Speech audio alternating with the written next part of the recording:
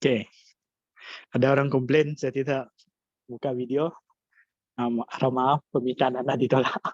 So, okey, sebab saya punya nota dekat handphone. Okey.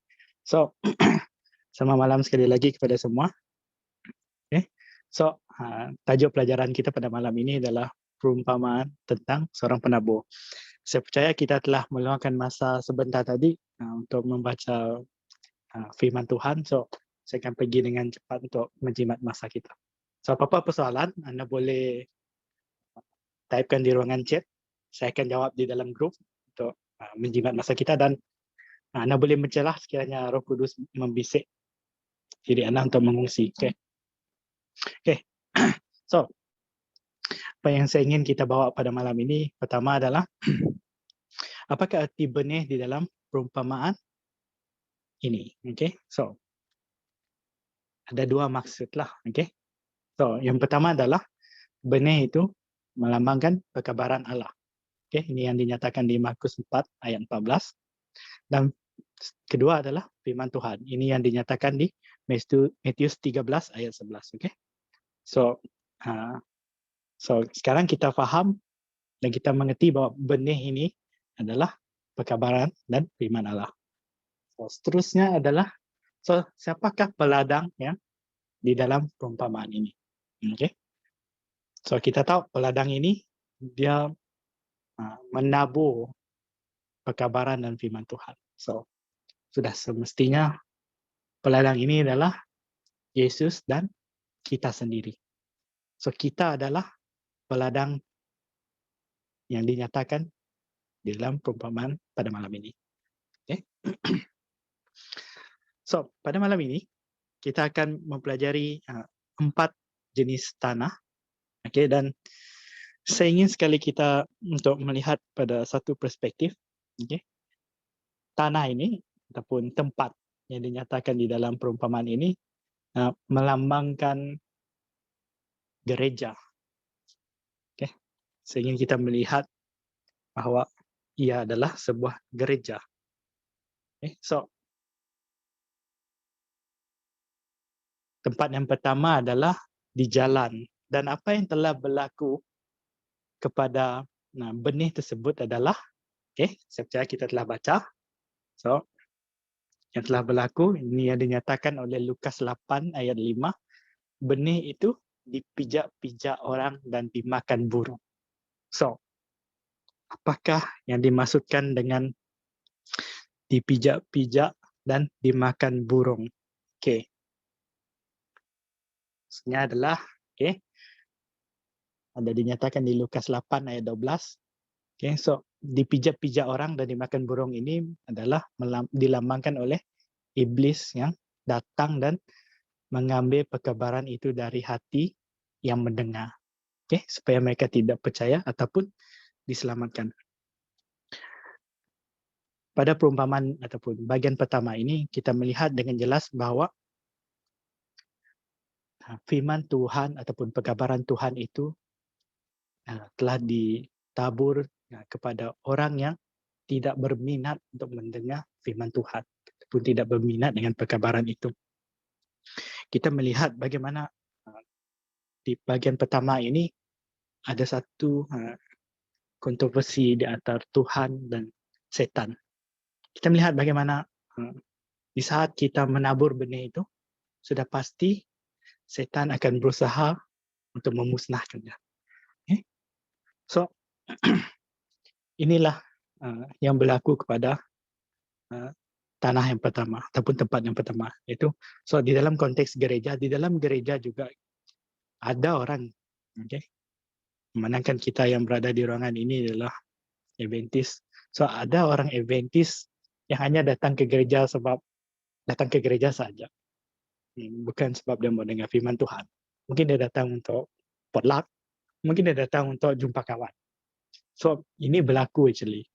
Dan inilah gambaran yang diberikan oleh Yesus. So, mereka yang datang dengan niat seperti ini, bagaimanapun mereka mendengar firman tu, bagaimanapun mereka mendengar Sabbath School pun, mereka tidak akan memahami apa yang disampaikan. Okay? So, saya akan pergi dengan cepat. Apa orang boleh tanya saya, PM saya.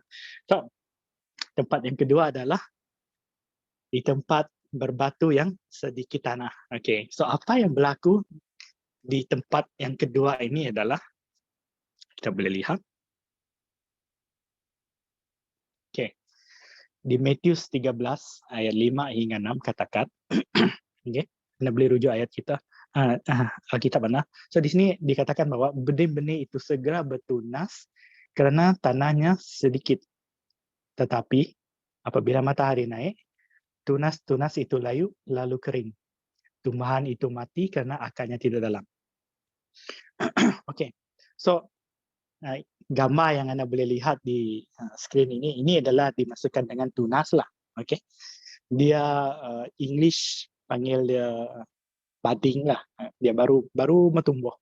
Okay, baru mau tumbuh. So itu dimasukkan tunas lah. Okay, so di sini kita melihat di dalam sebuah gereja itu orang yang baru mau bertumbuh di dalam Yesus, tetapi mereka ini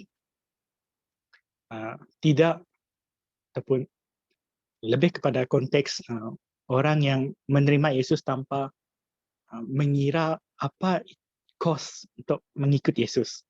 Mereka hanya simply baptize. Mereka tidak fikir bahawa mereka akan perlu meninggalkan kehidupan lama mereka. Perlu meninggalkan rokok, perlu meninggalkan minum, perlu meninggalkan makan yang haram, perbuatan yang haram. So mereka tidak consider benar ni. So di saat pencobaan itu datang yang melibatkan tabiat-tabiat lama ini, mereka mula jatuh kerana ramai di kalangan kita khususnya, kita melihat bagaimana bayi-bayi di dalam gereja. Yang saya maksudkan bayi-bayi itu adalah orang yang baru menerima Yesus ataupun baru baptize. Mereka hanya baptize sebab mereka mau diselamatkan. Of course itu tidak salah, tetapi mereka tidak melihat konteks yang lebih jauh ke hadapan bahwa bagaimanakah perjalanan itu untuk diselamatkan.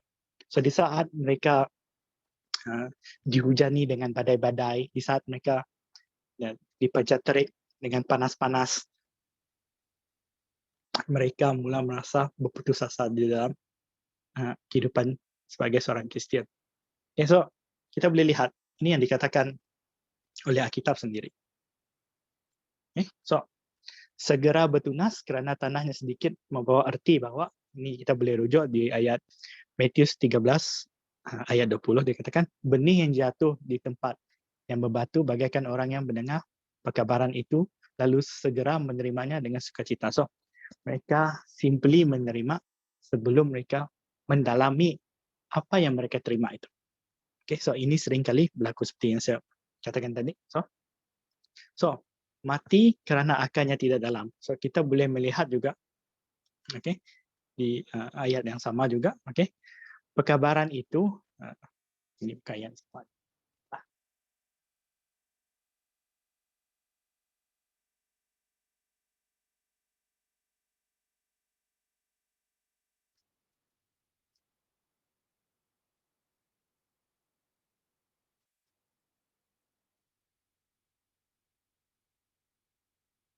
Okay, di ayat 21 ini. Okay, so di ayat 21, okay, tetapi perkabaran itu tidak berakar di dalam hati. So mereka percaya sekejap saja. So itu bermaksud bertunas dengan segeralah, okay. So mereka percaya saja. So di saat pencubaan itu datang, mereka tidak akan lagi percaya. Dan even ini bukan saja berlaku kepada orang yang baru menerima Yesus, bahkan orang yang sudah bertahun-tahun menerima Yesus. Bagaimana mereka apabila mereka klaim janji Tuhan dan doa-doa mereka tidak dijawab ataupun belum dijawab, mereka mula berputus asa di dalam kehidupan mereka. So mereka ini adalah kategori orang yang di tempat berbatu yang sedikit tanah. Okay, teruslah. Okay. Tempat yang ketiga adalah di tengah semak berduri. So apa yang dimasukkan dengan semak berduri ini adalah, okay, so semak berduri ini dia pun tidak kurang juga dengan yang tempat berbatu tadi.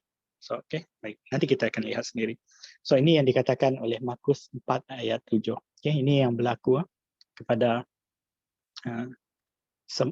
benih yang bertumbuh di tempat berduri. So semak berduri ini tumbuh dan membantutkan tumbuhan tersebut sehingga tidak berbuah. So Kristian ini actually dia bertumbuh, tetapi dia tidak sampai satu stage di mana dia berbuah. So dalam arti kata lain, dia datang ke gereja, dia melayani di gereja, tapi dia hanya setakat di situ saja. Dia tidak mempamerkan buah yang Yesus ingin kita pamerkan. Okay? Kita akan lihat lebih jelas. Okay, so di Markus 4 ayat 18 hingga 19 katakan, benih yang jatuh di tengah semak berduri bagaikan orang yang mendengar perkabaran itu, tetapi kekhawatiran tentang hidup, keinginan untuk hidup mewah, dan pelbagai keinginan lain memenuhi hati mereka dan membantutkan perkabaran itu hingga tidak berbuah. Okay, so di sini kita boleh melihat sekiranya saat kita mengikut Yesus, sekiranya kita tidak menyerahkan hati kita sepenuhnya. Okay, so ini lebih kurang dengan yang berbatu tadi. Okay, so berbatu tadi merujuk kepada tabiat lama, tapi di sini adalah pun merujuk kepada tabiat lama, tetapi mereka punya goal untuk ikut Yesus itu salah. So nanti kata lain, ada orang hanya ikut Yesus supaya untuk diberkati. Okay, ada time Yesus sudah berkati, mereka tak nak bayar tithe. Okay, lepas tu skip hari Sabat bila Yesus bagi kerja, mereka tidak menegakkan.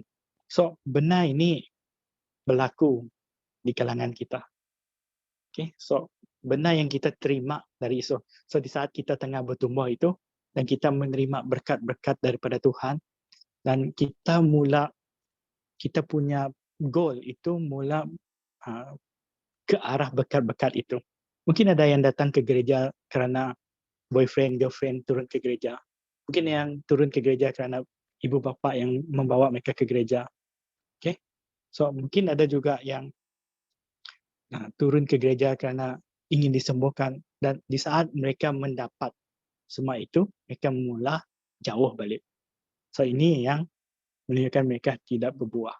So di saat mereka, contoh, di saat mereka yang mendapat pasangan di gereja, seharusnya mereka melayani Tuhan lebih bersemangat dengan pasangan mereka. Di saat mereka diberi pekerjaan dan di saat mereka dikehendaki untuk berdiri di hari Sabat, mereka gagal untuk berdiri di hari Sabat. Di saat mereka mendapat pekerjaan, mereka gagal untuk mengembalikan perpuluhan mereka. So ini adalah tidak berbuah. Okay? So okay. Untuk tanah yang seterusnya adalah so ini yang dikatakan apa yang berlaku di tanah yang subur itulah. Okay. So Markus 4 ayat 8 dia katakan, benih-benih itu bertunas, membesar, lalu berbuah. Ada yang 30 kali ganda, ada yang 60 kali ganda, dan ada yang 100 kali ganda. Okay. So apa yang kita boleh lihat di sini adalah bahwa di tanah yang subur itu, dia akan benih itu bukan saja bertunas, dia akan membesar. Dan bukan saja membesar ataupun bertumbuh, tapi ia akan menghasilkan buah. So, ini yang dimaksudkan oleh ataupun apa yang akan berlaku sekiranya kita berada di tanah yang subur. Okay. So, kita boleh lihat apa yang dimaksudkan dengan bertunas, membesar dan berbuah. Okay. So, bertunas kita boleh katakan adalah actually Markus 4 ayat 20 itu adalah lebih kepada bertunas lah. Ataupun Matius tu boleh explain juga, so saya akan explainkan. So mendengar perkabaran. So bertunas bermula dengan mendengar perkabaran. Bahkan kita tahu bahawa faith come by hearing the word of God. So itu adalah detik permulaan pertumbuhan kita di dalam rohani kita dengan mendengar firman Tuhan. Okay.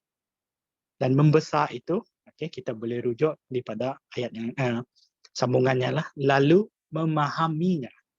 Okay. Di saat kita menerima itu, bahkan ketika kita berada di kelas pembaptisa, saya percaya kita semua telah melalui kelas pembaptisa. Maybe time kita muda-muda kita kurang memahami apa yang kita dengar, tetapi kita mendengar. Kita tahu Bible story, kita tahu siapa David, siapa Goliath, kita tahu. Tapi di saat kita mula bertumbuh, kita akan memahami dia lebih dalam.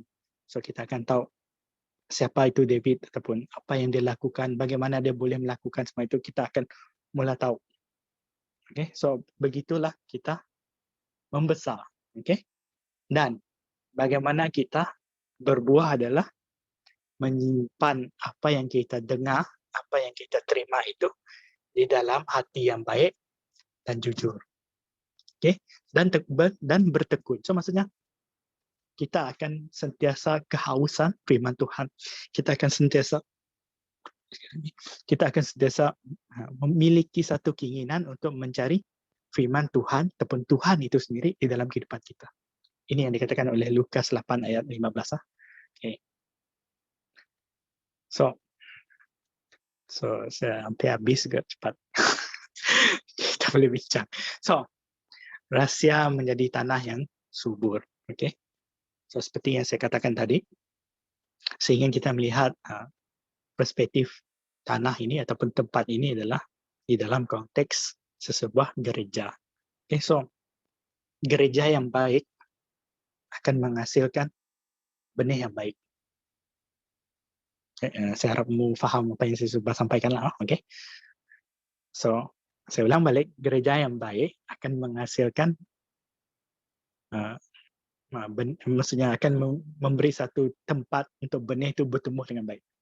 So kita adalah gereja dan firman Tuhan itu adalah apa yang kita terima lah basically. Okay. So bagaimana kita bertumbuh dengan baik dalam sebuah gereja adalah melihat konteks kepada gereja itu sendiri, keadaan gereja yang kita melayani.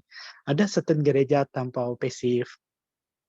Kadang-kadang kita merasakan song service boring, sermon dia boring. Dan bila kita melawat certain gereja, kita boleh merasakan satu kebangkitan rohani bila kita mendengar muzik mereka, bila kita melihat semangat mereka melayani. So, gereja memain satu peranan yang penting. So, tanah itu memainkan peranan yang penting. Okay, saya ingin kita lihat ayat di Kolose 3 ayat 16 dikatakan, saya bacakan. Okay, rahsia untuk menjadi tanah yang subur ya. Hendaklah ajaran Kristus yang penuh berkat meresap di hatimu. Hendaklah kamu saling mengajar dan menasihati dengan segala kebijaksanaan. Nyanyikanlah mazmur, nyanyian pujian dan lagu rohani. Bernyanyilah untuk Allah dengan perasaan syukur di hati. So, untuk menjadi tanah yang subur adalah kita perlu menerima ajaran Kristus. Okay? Okay, menerima. Bukan sekadar menerima begitu saja, tetapi kita mendalami dia. Okay? Ajaran Kristus. Selepas itu, hendaklah kita, okay, ingat saya katakan tanah itu adalah sebuah gereja. So, sebagai sebuah gereja, hendaklah kita saling mengajar dan saling menasihati sesama kita. Yang begitu penting. Okay, untuk kita membangunkan sesama kita. Dan di dalam sebuah gereja, bahkan gereja itu juga dikatakan kita ini adalah gereja. Kita sendiri adalah gereja. So, penting untuk kita sentiasa meluangkan masa kita di dalam nyanyian mazmur, nyanyian pujian dan lagu rohani. Mungkin ramai orang berkatakan nyanyian itu tidak penting. Namun, David, mazmur itu adalah satu nyanyian. Hampir kebanyakan mazmur yang dituliskan itu adalah satu nyanyian David kepada Tuhan itu sendiri.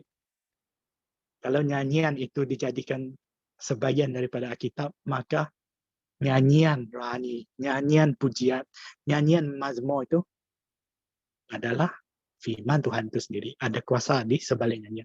Itu penting kita meluangkan masa kita, bukan penting untuk kita meluangkan masa kita, okay? Bukan sekadar membaca firman Tuhan, tetapi bernyanyi kepada Tuhan. Okay?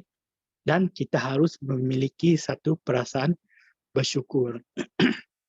Sekiranya kita tidak memiliki perasaan bersyukur, kita akan menjadi seperti tanah yang berduri, di mana kita akan mula mengejar sesuatu ataupun kita lupa dengan apa yang Tuhan telah berikan. So pentingnya kita menitikkan satu perasaan bersyukur di dalam kehidupan kita.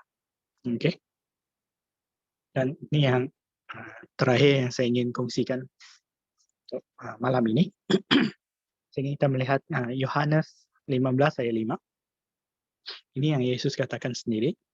Akulah pokok anggur dan kamu carang-carangnya. Okay? Sesiapa yang tetap bersatu dengan aku dan aku dengan dia akan berbuah lebat. Kerana tanpa aku, kamu tidak dapat berbuat apa-apa. So, di dalam sebuah gereja dan di dalam diri kita sendiri, kita harus bersatu dengan Yesus. Sebagaimana dia bersatu dengan kita. Kita melihat ramai orang membuat keputusan tanpa merujuk kepada Tuhan. Dan ini adalah berlaku. Dan bagaimana kita melihat keputusan itu sendiri gagal. Okay? So, ini adalah rahasia untuk berbuah lebih lebat. Okay? Okay? So, bagaimana untuk berbuah lebih lebat tadi? Ya, tanah yang subur yang menghasilkan benih itu berbuah. So, tanah itu haruslah bersatu dengan Tuhan. Okay? Supaya buah itu lebih lebat. Okay? Dan dikatakan kamu tidak dapat berbuat apa-apa tanpa Yesus. So, apa-apa saja itu, sehingga kita merujuk pada Kolose 3 ayat 16 tadi lah. Okay? Kita tidak akan dapat mengajar, menerima ajaran Tuhan sekiranya kita tidak bersatu dengan dia. Kita tidak dapat mengajar dan menasihati orang dengan segala kebijaksanaan sekiranya kita tidak bersatu dengan dia. Karena kita tahu dia adalah sumber kepada kebijaksanaan setiap kita. Okay? Tanpa dia, kita tidak akan dapat menyanyi pun. Okay? Maksudnya, menyanyi pujian, menyanyi mazmur, menyanyi lagu rohani. Okay? Tanpa kita tinggal di dalam dia dan dia di dalam kita. Okay? Dan Yohanes 15:7 mengatakan bahwa jika kamu tetap bersatu dengan aku dan ajaranku kamu simpan di dalam hati, mintalah apa saja yang kamu kehendaki dari Bapa dan permintaan kamu itu akan dipenuhi. Okay. So di sini kita boleh melihat adalah ajaranku. So apa ajaran Tuhan? Saya boleh nyatakan kembali adalah kita boleh merujuk kepada Kolose 3 ayat 16. Okay, ini yang telah Yesus ajarkan kepada kita. Okay. Untuk menerima ajaran dia, untuk mengajar orang, menasihati orang lain, untuk bernyanyi, untuk maksudnya memuji dia lah, okay? Dan memuji dengan penuh kesyukuran. Okay? So ini antara yang ajaran dia lah. Of course, Alkitab memiliki banyak ajaran Yesus, nasihat Yesus dan apa yang dia ingin kita lakukan. So, akhir kata, okay? So sekadar mendengar ataupun membaca firman Tuhan itu tidak memadai lah. Dan saya percaya ini kita telah belajar last week, telah dikongsikan oleh Nana. Okay? Kita perlu menggali lebih dalam. Okay? Menggali lebih dalam. Okay? Dengan penuh keinginan kita mencari Tuhan, bukan melalui firman dia saja, melalui doa, kita akan berada lebih dekat dengan dia. Tuhan mengetahui isi hati kita, setiap kita. Tuhan boleh menanam fikiran yang baik sekiranya kita membenarkannya, menanamkan fikiran itu. Okay? Biarlah kita terus merapatkan diri kita dengan Tuhan dan kita terus bermeditasikan firman dia, kasih dia dan janji-janji dia. Okay? So, dalam arti kata lain, buah di dalam kehidupan kita adalah perbuatan baik yang kita lakukan. Okey. Dan perbuatan ini dipamerkan melalui kehidupan kita yang seperti Yesus. Okey. Buah itu juga menghasilkan satu kesabaran yang luar biasa. Kita melihat bagaimana Yesus mempamerkan satu sifat ataupun gambaran kesabaran yang luar biasa sepanjang kehidupan dia sebagai manusia, anak manusia. Dan ini adalah antara buah yang kita boleh hasilkan sekiranya kita berada di tanah yang subur, sekiranya kita menjadi tanah yang subur bagi benih-benih yang disemai kepada kita. Okay, so saya harap selesai habis. Okay, ya. So sampai di sini saja perkongsian saya pada malam ini. So sekiranya ada persoalan, kamu boleh type di ruangan chat, okay? Ataupun boleh di WhatsApp group. Saya akan reply di sana lah ya. So sampai di sini saja. So saya akan